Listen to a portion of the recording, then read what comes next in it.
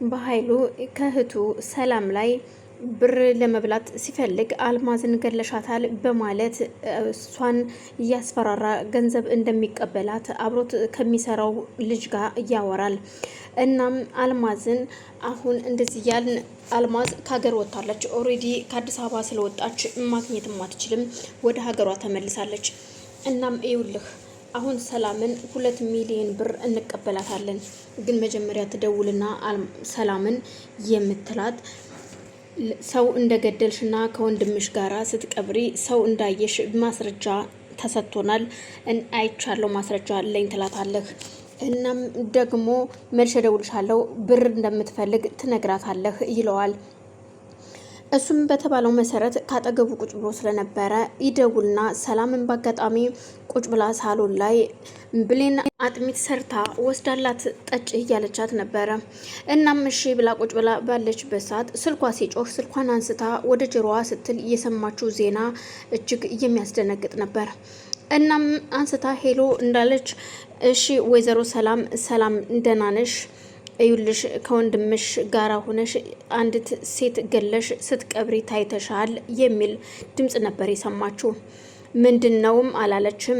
በሰዓቱ ስልኳን ከጀርባ ላይ ተንሸራቶ ወድቆ እሷ ራሷን ስታ ትወድቃለች። ብሌን ደንግጣ እያለቀሰችም ነበረ። ቃል ግን እጅግ በጣም ደስ ብሏት ነበረ የእሷ መውደቅ። ምክንያቱም ከዚህ በኋላ ኢልሽ ብሌንን እንዳትናገሪያት የሚል ንግግር በኃይል ተናግራት ስለነበር ይሄንን ንግግሯን ደግሞ ለበኃይሉ ነግራው ስለነበር እነሱ ሰላምን በቀላሉ መበቀል ፈልገው ስለነበረ እሷ ግን ምንም አልመሰላትም ነበር።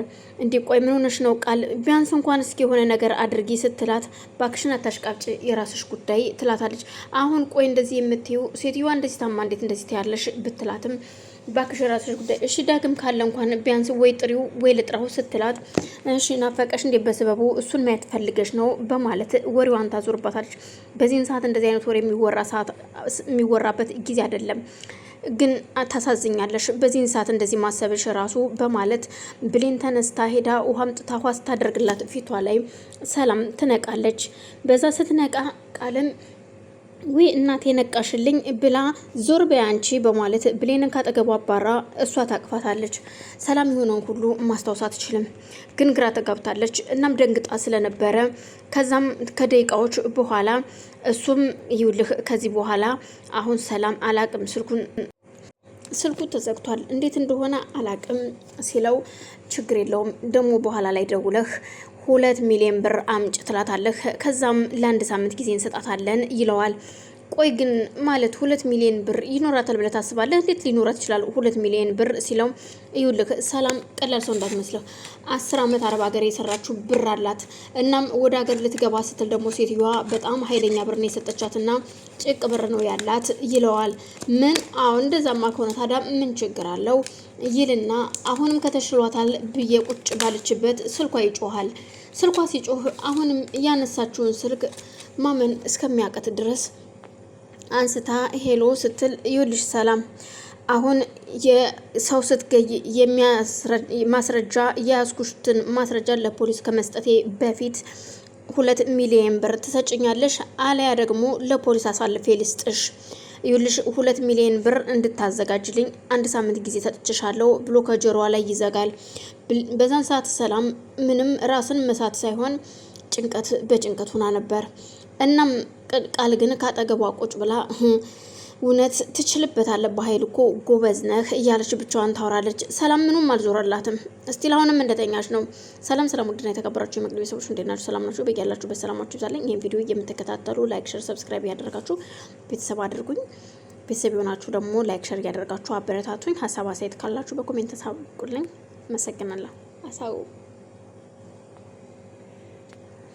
ሰላምም ግራ ገብቷት ስለነበር ብሌን በቃ አሁን አጥሚቱን ጠጪው ብትላትም በቃ አንቺም ሂጂ ወደ እናትሽ ሂጂና እናትሽን ጠይቀሽ ነይ ብቻዬን መሆን እፈልጋለሁ ትላታሽ። እትዬ በዚህ ሁኔታ ሆነሽ እንዴት ብቻሽን እንድትተውሽ ስትላት ምንም ችግር የለውም ሂጂ ከልቧ ባይሆንም ግን ብሌን እሺ ብላ ስትወጣ በአጋጣሚ ውጭ ላይ ቆም ትላለች ደረጃ ላይ። ምን ሆነሽ ነው ብሌን ሲል ይጠይቃታል። አይ ምንም አልሆንኩም ዳግም ዝም ብዬ ነው ብቻ የሰላም የትዬ ነገር ግራ ያጋባል።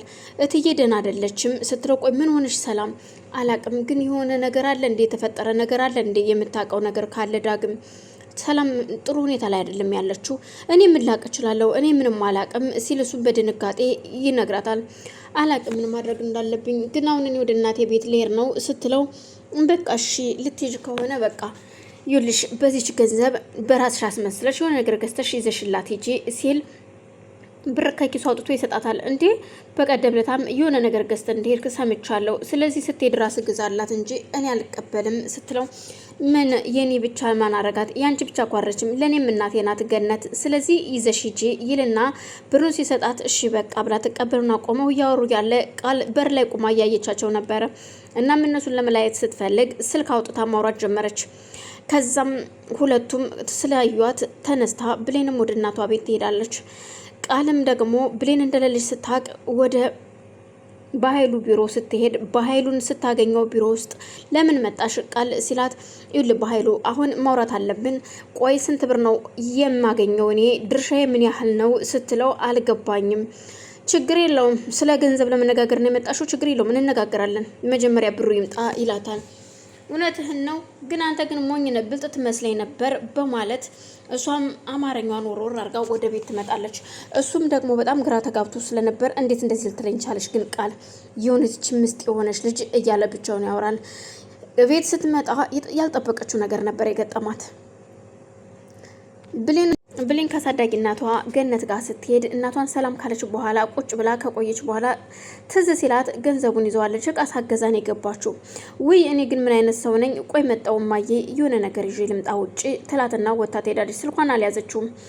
እናም የበኃይሉ ተላላኪ የሆነው የብሌንን ስልክ ስለሚያውቀው ስልክ ይደውልና ምክንያቱም በኃይሉ የሰላምን ገንዘብ መብላት የለበትም ቤተሰቦችን እንዳሳጣኝ ልሱንም ብዙ ነገር ማሳጣት አለብኝ ብሎ ስለሚያስብ ስልኩን ሲደውልላት ብሌን ሳትሆን የብሌን አሳዳጊ ገነት ታነሳዋለች።